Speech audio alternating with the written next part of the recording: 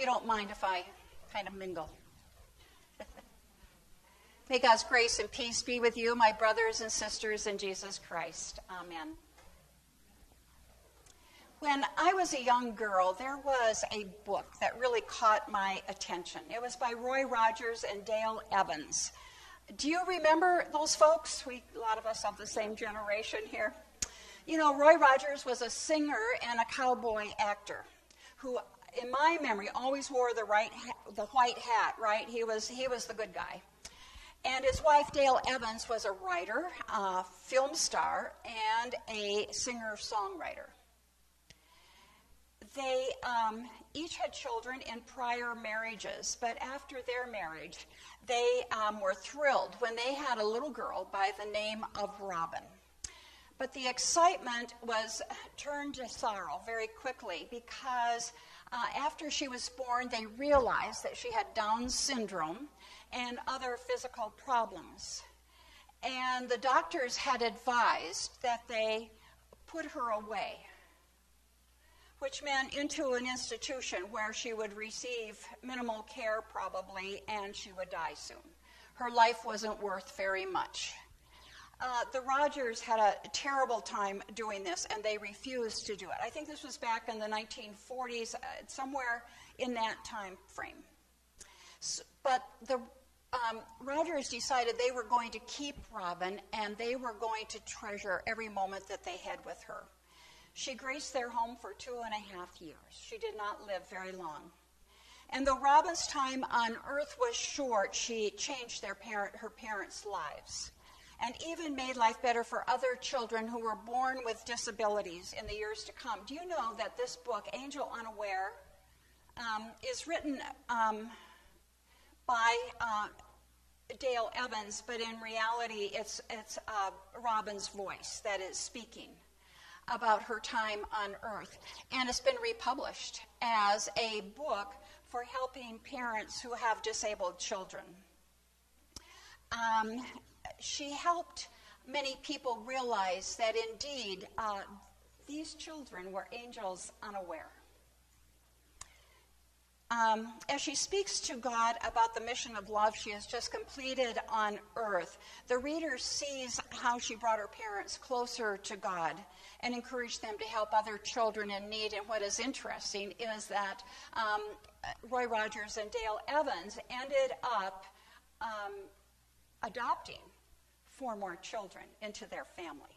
She opened their hearts so that they could reach out to other children in need. So I got to thinking about this story when reading our lessons for today. In Genesis, we read about how the Lord came to visit Abraham. And Abraham was sitting, outside his tent in the heat of the day, when suddenly it says the Lord, but there are 3 visitors who come to visit. And immediately, Abraham just gets up and starts doing all his hospitality. He invited them in. He gave them water to wash their feet, asked Sarah to quickly make some bread out of the finest flour that they had available. And then he asked his servants to go and kill a fatted calf and bring it so that they could have this feast. Can you imagine how long you're waiting for dinner? This is not going to take just a few minutes. It's not a microwave dinner. This is laborious. He spared nothing to take care of his special guests. Did he have an inkling that this was the Lord who was visiting him? Did he have an inkling this was the triune God who was visiting them in their tent? I don't know. He must have felt the Spirit of God really present. In Hebrews, the 13th chapter, it is written, "Do not neglect to show hospitality to strangers. For by doing that, some have entertained angels without knowing it." Think about that. Do not neglect to show hospitality to strangers, for by doing that, some have entertained angels without knowing it. I think there's times in our lives when we are called to entertain, and we really do not know who it is that we are entertaining. And we come away blessed by the presence of someone who has been with us. So hospitality seems to be a common theme today in our lessons. What if Abraham and Sarah had not shown such hospitality? What would have happened? You know, the future of Israel, the future of Christianity was at stake here. Without knowing, without having a clue even, they opened their home and their heart to these visitors. Can you imagine their surprise then when one of them announced, "I will surely return to you in due season, and your wife Sarah shall have a son"? Whoa, babies were not in the card for this ancient couple. Certainly they had tried and finally had a son right by a servant girl, Hagar. But then these three strangers come. Abraham is 99, Sarah is 89. Oh my goodness, these are ancient people. I'm sorry if anyone's hearing this old. Don't you feel old some days? As we get older and creak, yes, here they come. Anyway, it was an act of God, though, that was going to change the world. And babies would keep coming for generation after generation until the fullness of time, when one would show up who would be named not Isaac, which means laughter, but Jesus, who would save his people from their sins. The author of Hebrews writes, "Do not neglect to show hospitality to strangers, for by doing that some have entertained angels without knowing it." Have you entertained any angels lately?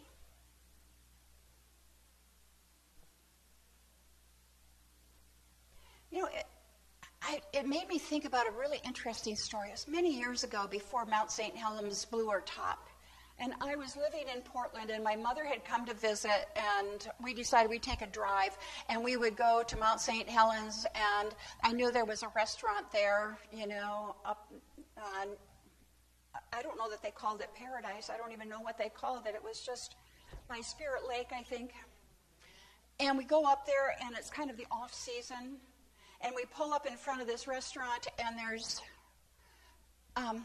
no cars around, but there is an open sign, and we go in, and there's one person, a lady, who is the cook, who is the welcomer, who is doing all these things, and she invites us in. She gets our order for hamburgers, and then when everything is prepared, she comes and she sits beside us to visit. She was so hungry for somebody to relate with her, to have a conversation with her. It's kind of interesting. Who was the angel here? I don't know. But it's just how I think we were the bright spot in her day.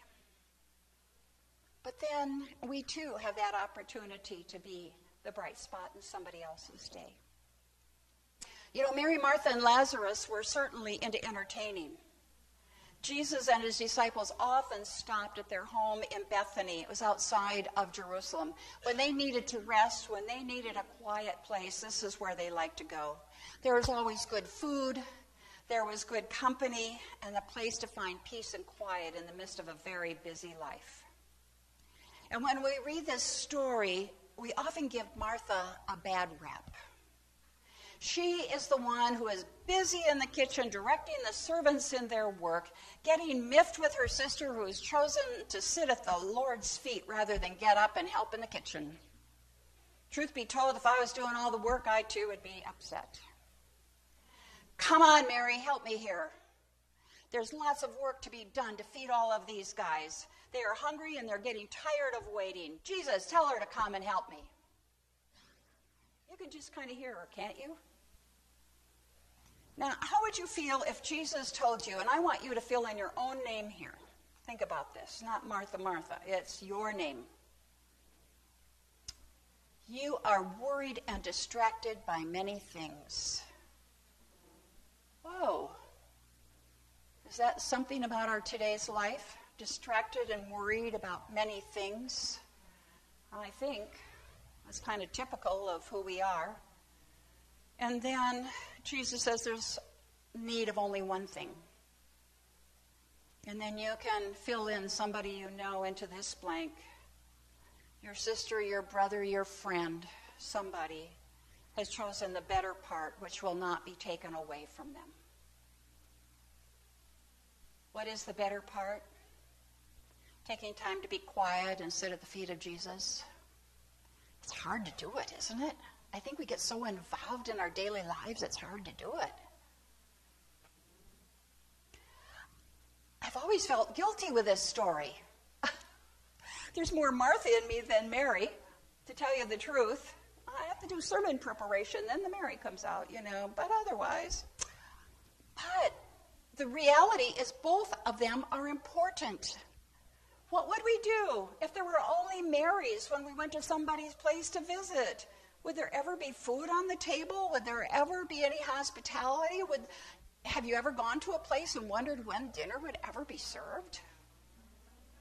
I heard a friend complain about that once. Relatives, oh my gosh, they don't eat till 9 o'clock at night for Thanksgiving. Everyone's so tired and crabby by then. What happened to dinner? What happened? Hospitality is really important for the well-being of your guests. But so is it important. If you just go, like to a restaurant and you just sit down and you eat and there's no interaction with you or anybody else, well, that's one thing. But when somebody, this lady at Mount St. Helens, comes and just sits and visits with us, it was both. She was fulfilling both roles in a lot of ways.